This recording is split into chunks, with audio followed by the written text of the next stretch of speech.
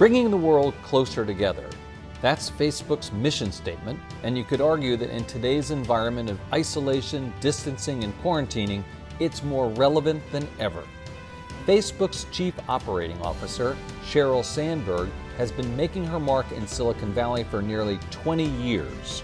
After working at the World Bank and the U.S. Treasury, Sandberg joined Google, helping to create one of the world's most profitable tech companies before leaving to become Facebook's Chief Operating Officer. Today, she joins me to discuss the value of social media at a time when the world is struggling to stay connected.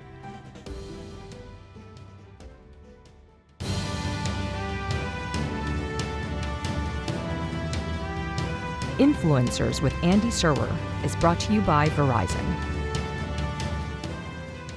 Hello, I'm Andy Serwer, and you're watching Influencers, and I want to welcome our guest, Sheryl Sandberg, the Chief Operating Officer of Facebook. Sheryl, nice to see you. Nice to be here. Thank you for having me, I guess, in my house. Yeah, in your house. We'll talk about that. Everything is so different right now in terms of how we're working and all that. There's so much to talk about, and there's a lot that you guys are doing at Facebook. You just a few hours ago, Sheryl, announced a community help part of your platform to help people fight, I guess, COVID-19. Can you talk a little bit about that?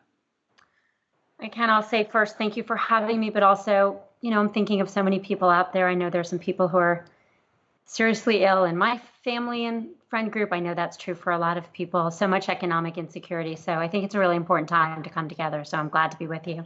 Yeah, and you had this really neat film, Never Lost, and they had some really remarkable images in that. It's very, very powerful stuff.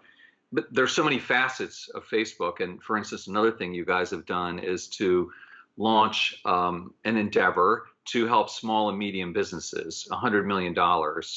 How does that work, Sheryl? Well, we're in the business of small business. They're posting to their customers, they're finding customers.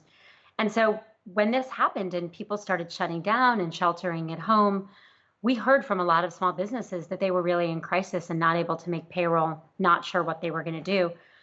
And so we try to jump in and help. I mean, we all have to do what we can do in this situation.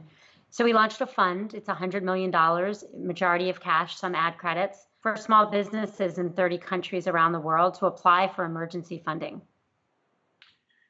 I want to talk to you about another part of the effort, I think, which is connected to coronavirus and Facebook, Sheryl, and that is the $100 million that is going to media. You have $25 million in grants to local organizations, news organizations, and then $75 million going to a marketing campaign. Can you break that down and talk to us a little bit about how that works? Well, it's part of what we're focused on is we want to make sure people get the information they need. We're working with the WHO, CDC to provide that, but local news is really important here. People need to know what's happening in their local area, both from a health perspective and economic perspective, knowing what things are open. And so we launched, we announced $25 million in grants to local news organizations. We're going to be working with some nonprofits to give those out, as well as $75 million in marketing spend that we're going to shift over to newspapers, to organizations, so that we can spend money to help news organizations, not just the local ones, but the big ones, get through this really important time. Yeah, I mean, part of that, I gather, is to fill the void because advertisers are reluctant to put their campaigns up against coronavirus content. So in other words, even though so many people are coming to news organizations, websites, and platforms, the ad spend is not there.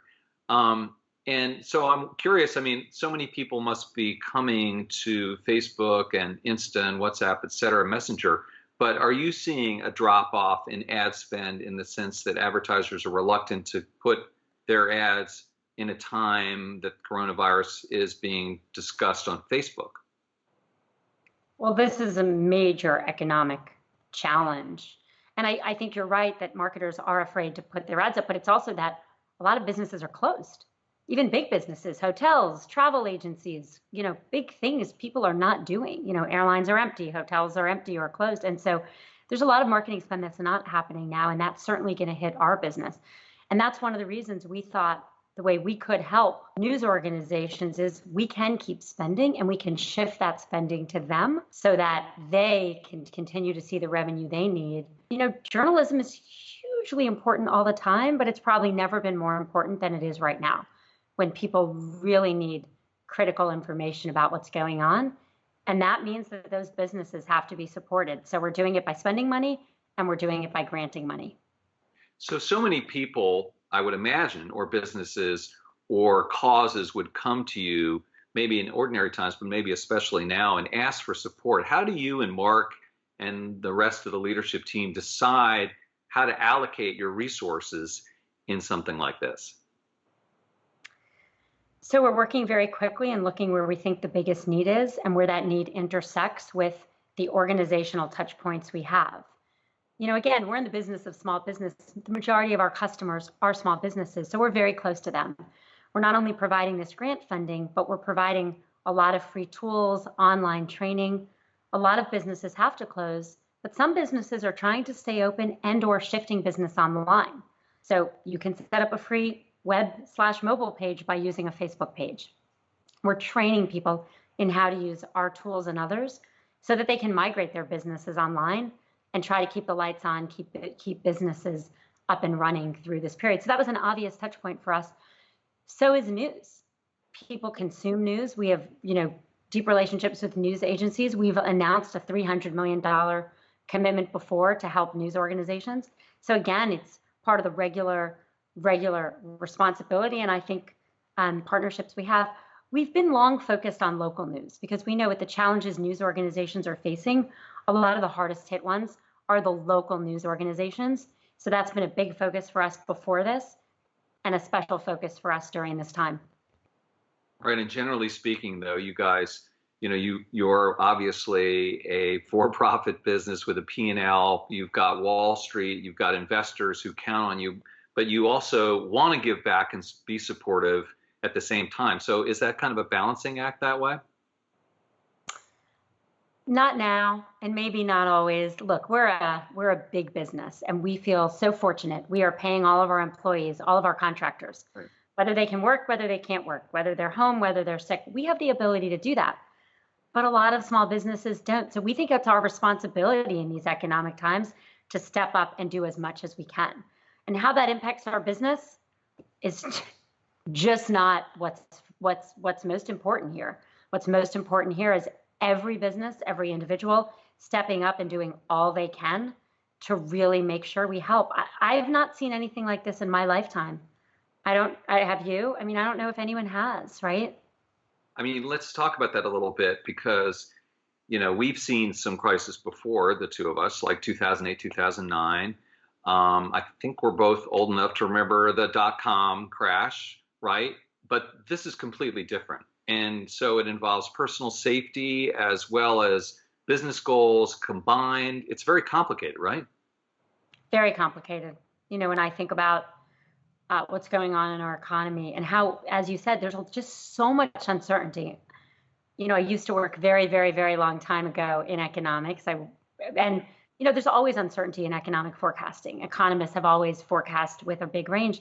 Now you're adding on to economic uncertainty, health uncertainty with a virus that we don't really know the trajectory. Some of the most basic things are not really that well understood. And so I think that makes it incredibly hard time to forecast, but an incredibly important time to bring people together. It's an incredibly important time to support small businesses, an incredibly important time for people to stay connected. All of these tools that keep us connected from our homes that we provide, that other companies provide, have never, I think, been more important. Right. And we talked about this, Sheryl. In a way, what you do, part of your mission is bringing the world together, right? Your mission statement. And so, boy, you could argue that that's never been more important than right now. And so how are you changing what's going on your platforms to sort of meet this time? Well, the first thing we're doing is really using our platforms to push information to people. So we're working very closely with the WHO, the CDC, health ministries around the world. And we are, putting right in the top of people's newsfeed notifications that they need to see. So when the UK government wanted everyone to stay home, they came to us and we put that notification big and bold so everyone could see it. We're also taking a hard look at the ongoing things that need to happen that I think are even more important in these moments. So Wednesday is Census Day. That's the day that every American in their home should have received information to sign up for the census. Now, on the one hand, with all of the urgent things going on, people worried about health and life and economic downturn, filling out a form might not sound that important, but it is. This only happens once every 10 years.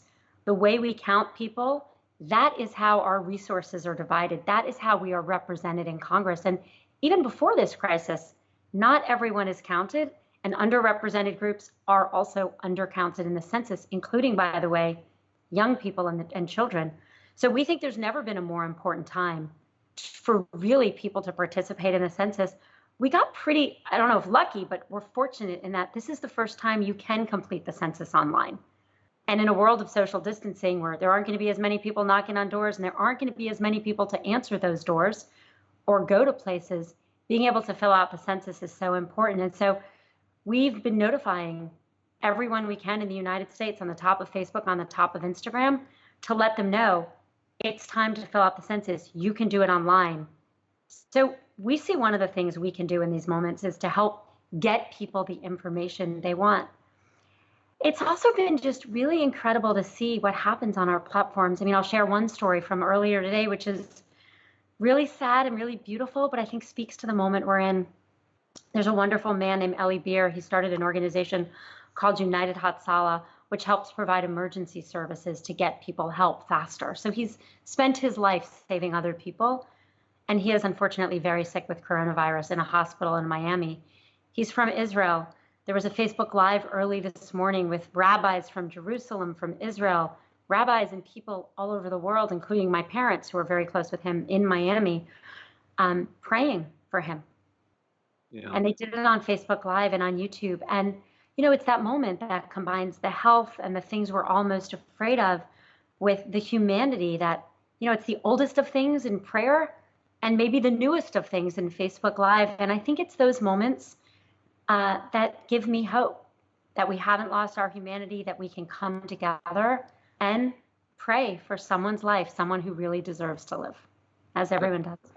Yeah, that's an interesting dichotomy you point out, that the very old, very oldest in this very new digital world.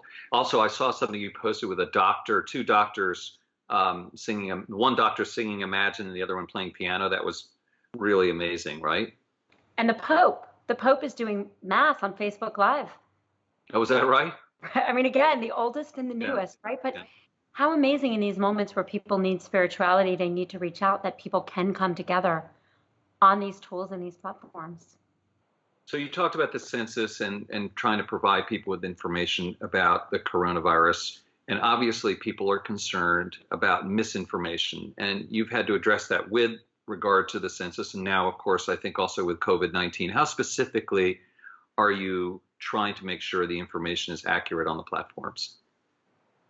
Well, it's interesting because obviously this has been a rough phase for Facebook. It's been years of really figuring out how do we get ahead of things like misinformation. And we've made massive investments and we've learned a lot. And I think those lessons and those investments are really serving us well right now.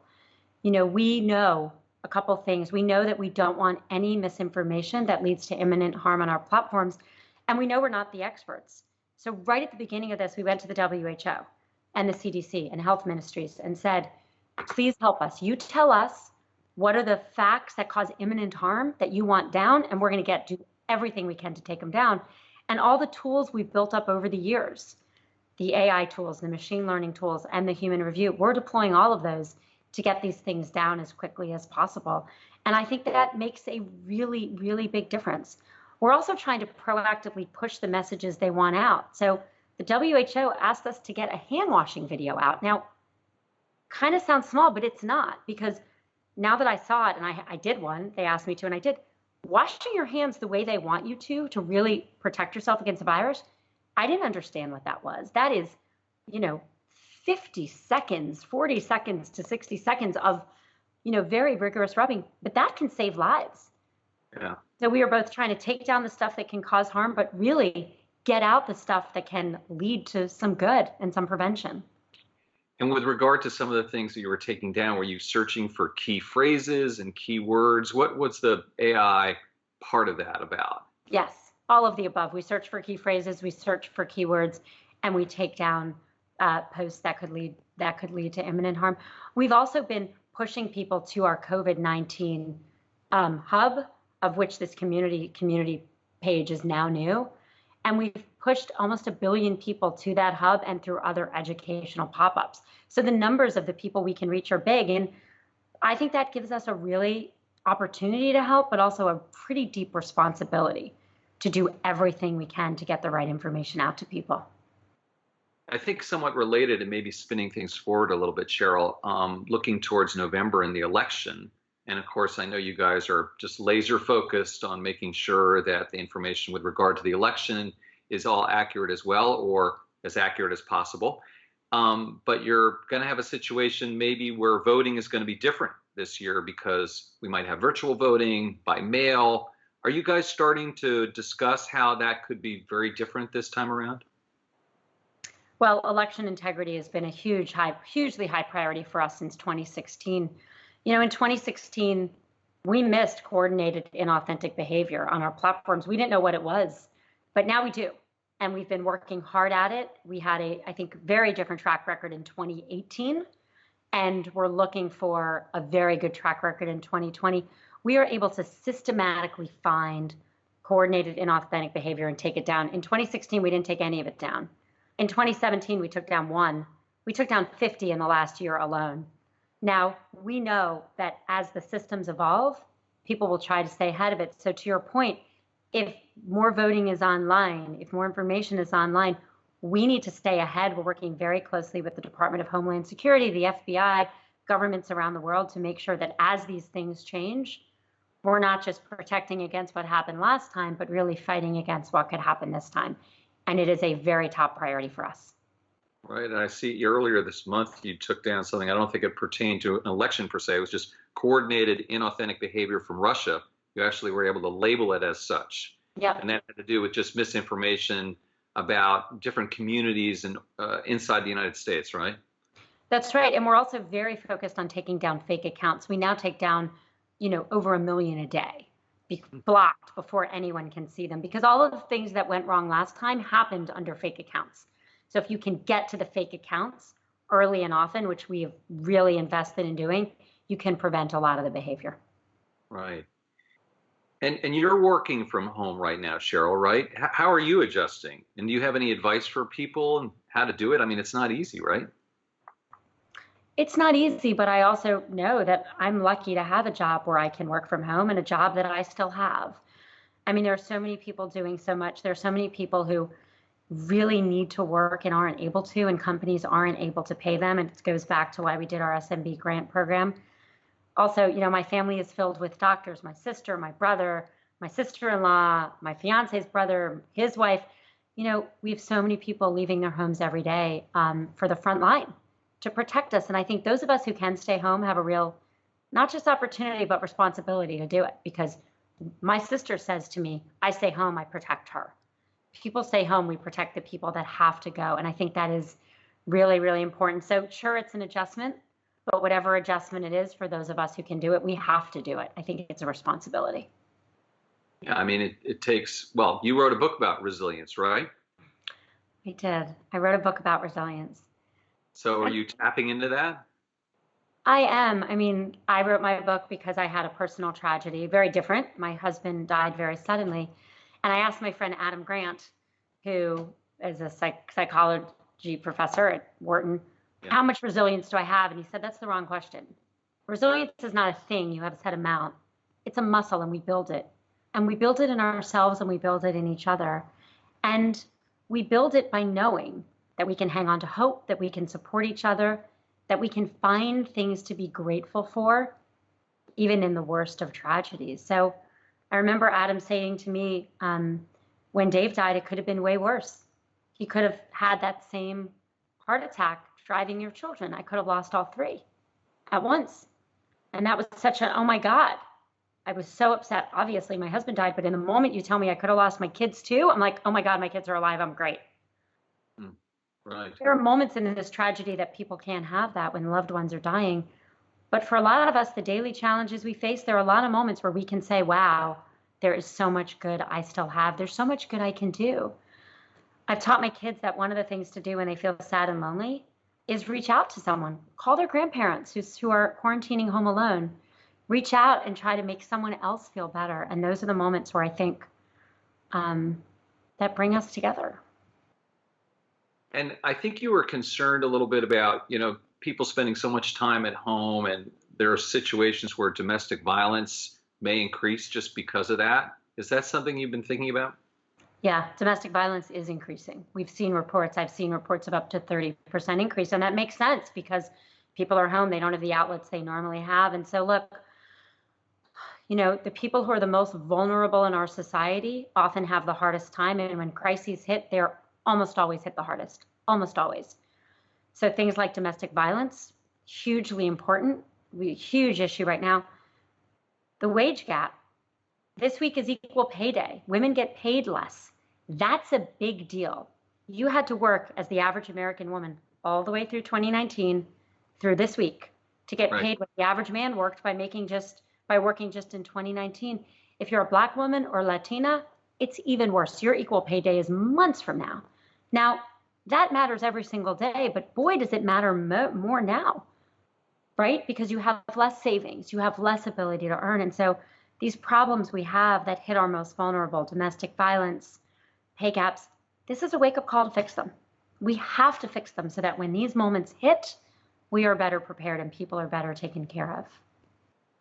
Sheryl, earlier in your career, you worked at Treasury and at the World Bank, and so government in Washington, and then you're out there in Silicon Valley right now at a big company.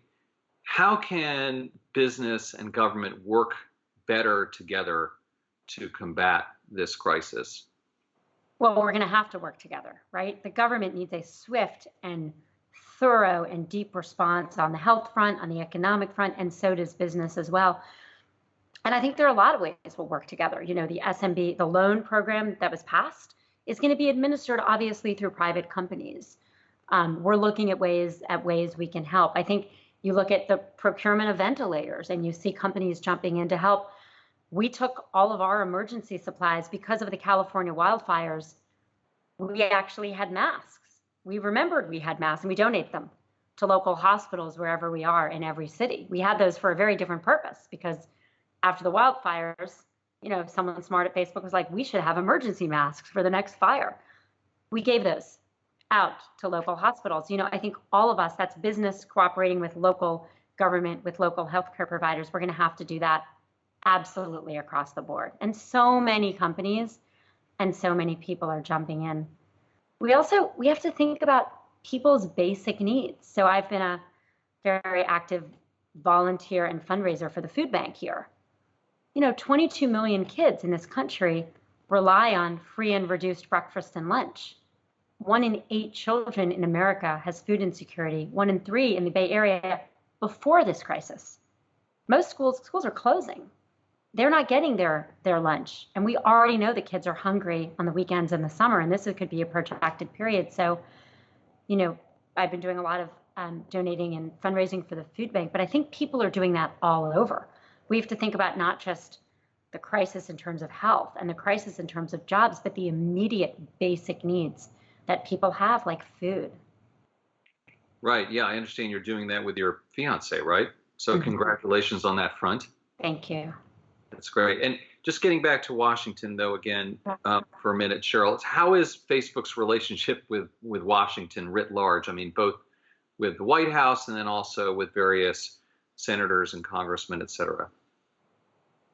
Well, we've had a lot of challenges. So we've had a lot of work to do, and we're working with people. If you look at our relationship with the key congressional and senatorial committees, some of the work we've been able to do around coordinated inauthentic behavior is because those committees have come together. Homeland Security has a task force, the FBI. I mean, these are moments where we all have to work very closely together. I don't think this is a time for partisanship.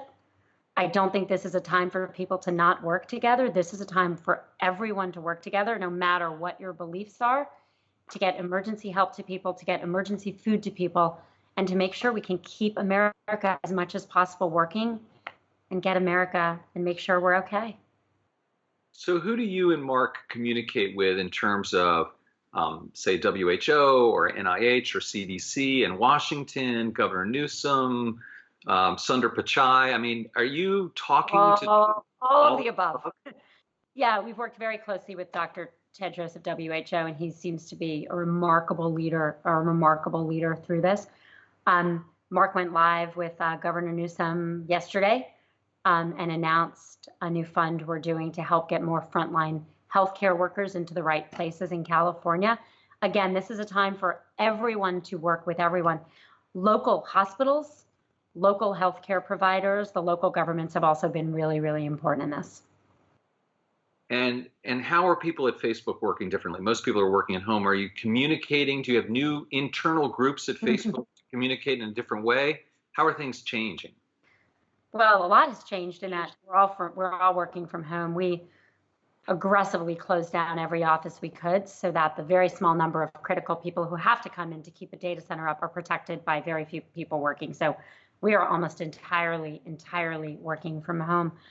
You know, on the other hand, we're Facebook. So we are very active users of Facebook groups, very active users of our enterprise product called Workplace, and we are active video conferencers in the first place. So of course it feels different to be working from home, but I bet you for Facebook, it's a little less different than some other companies. And Facebook itself it's a major tool in how our whole community for the Facebook employees stay together. Do you have any metrics you can share in terms of how much more traffic the platforms are getting right now from ordinary people around the world? Well, we haven't shared specific metrics, but we have shared that we are seeing an increase in usage. We're seeing an increase in usage in video products and messaging products, but also in our feed products. And that makes sense, right? That people are home, people want to communicate, they can't communicate in person, so they're reaching out. But I think the best things we see are just really amazing things on the platform. There's a doctor in Lombardy, Italy, so a very hard-hit area, and she's been actually providing free treatment to people through Facebook and through WhatsApp in her area. I think one report said she's up to like 70 patients a day where she's helping people on WhatsApp deal with anxiety and depression.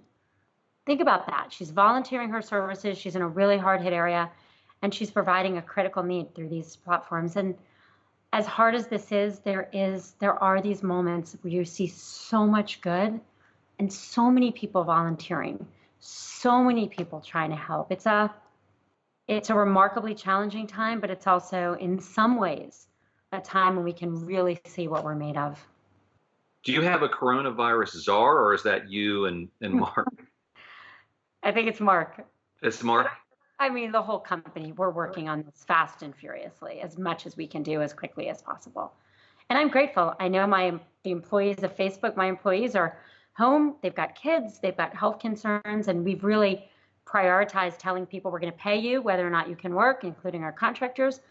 But to the extent people can work, they're working hard and they're really delivering to put the products people need out there. So I'm super grateful to the men and women of Facebook all over.